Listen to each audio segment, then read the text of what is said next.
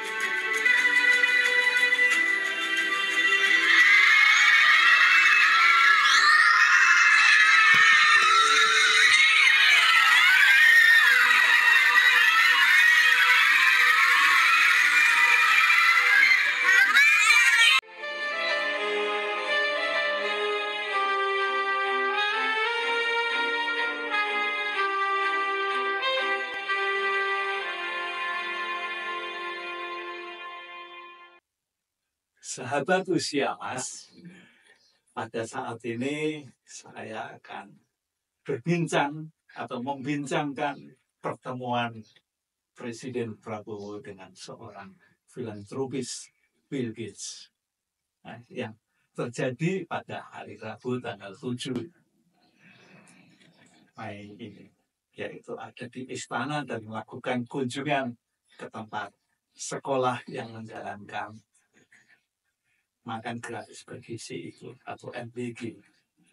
Nah, dalam pertemuan yang ada di istana itu memang ada perbincangan tentang kesehatan, yaitu Bill Gates ingin melalui foundation Bill Gates-nya itu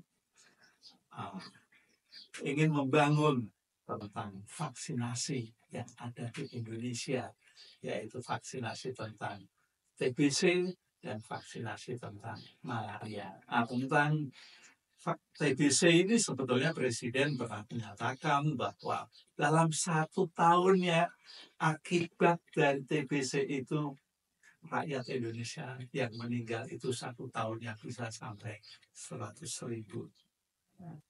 Tapi okelah, tentang itu kita tidak akan memperbincangkan lebih panjang. Tapi tentang kehadiran Bill Gates ini, ya, karena dia seorang filantropis yang boleh dikatakan apa yang dia lakukan itu terutama untuk kemanusiaan. Ya, jadi dia juga banyak membantu negara-negara juga, termasuk Indonesia ini. Ya. Dan dari kunjungan itu Presiden juga merasa ingin memberikan kehormatan yang tertinggi kepada Gates, pendiri dari Foundation Gates ini. Nah, apa yang direncanakan yaitu memberikan bintang kehormatan tertinggi kepada Bill Gates, tapi nanti yaitu pada saat dia datang di dalam sidang PBB, yaitu sekitar bulan September. Nah, yang lebih hebat lagi, Bill Gates itu juga memberikan dukungan dan penghargaan ya, kepada Indonesia. Ya. Dukungannya sungguh luar biasa, yaitu memberikan bantuan atau hibah yang jumlahnya mencapai $159 juta. Nah, ini setara dengan 2,6 triliun rupiah. Nah, sungguh besar sekali. Ya. Tentu negara juga merasa senang ya, karena dapat dipakai untuk kegiatan-kegiatan yang lain. Ya. Karena Bill Gates juga tertarik di bidang kesehatan dan pendidikan. Ya, mau tidak mau itulah yang menjadi sebaran-sebarannya, dan dia juga menyatakan untuk pembagiannya yang kesehatan itu mencapai 1,9 triliun sendiri. Dan tentang pertanian dan teknologi ini mencapai 826. Jadi dalam kunjungan ke sekolah penerima manfaat MBG, ya, terjadilah dialog antara kids dengan pihak-pihak sekolah, bisa murid, bisa dengan guru, ya, dan dalam hal ini boleh dikatakan ketertarikan kids tentang MBG ini sungguh luar biasa, ya, karena MBG juga dinilai tingkat keberhasilannya tinggi, ya. Dia melihat secara langsung bagaimana anak-anak ketika sedang makan bersama di kelas, gitu. Nah, ini sebetulnya juga ada dukungan dari Presiden bahwa tingkat keberhasilan MBG ini boleh dikatakan mencapai 99,99%. Sungguh luar biasa, kan? Nah, karena proyek MBG yang sedang berlangsung dari Januari lah baru sampai bulan Mei ini sudah melayani, sudah memberikan manfaat kepada 3.400.000 atau tepatnya 3.400.000 orang yang menerima manfaat. Dan memang terakhir-terakhir ini ada berita yang kurang bagus, yaitu adanya penerima manfaat anak-anak sekolah terutama di Cianjur yang mengalami keracunan, dan sampai saat ini masih diteliti tentang keracunan itu. Dan jika dibandingkan tentang hal yang keracunan ini, jumlahnya masih sangat sedikit, taruhlah hanya sekitar 200 orang. Kalau diprosentasekan, maka jumlahnya hanya 0,005%